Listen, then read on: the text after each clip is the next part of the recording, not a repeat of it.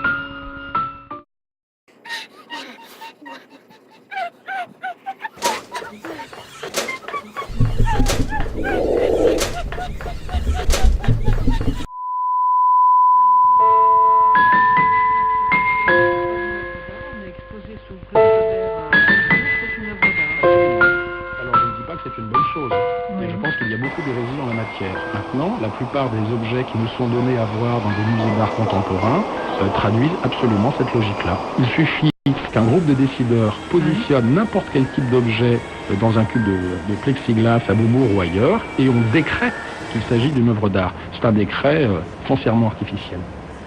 La bonne question, alors, n'est pas qu'est-ce qu'une œuvre d'art, mais quand y a-t-il œuvre d'art? Oui. Et quand y a-t-il œuvre d'art, puisqu'il n'y a pas de structure cachée pour l'identifier? Il n'y a pas de molécule d'œuvre d'art. En fonction de leur positionnement dans le monde, c'est comme ça? Quand? Ouais. Réponse, quand l'objet est positionné dans un musée. Donc, Autrement dit, on retrouve la remarque de tout à l'heure sur les existences intermittentes.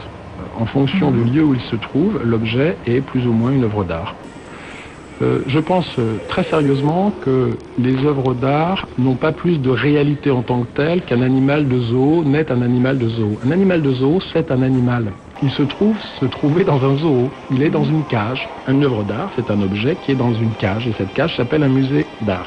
Autrement dit, un objet n'est pas une œuvre d'art, il peut le devenir.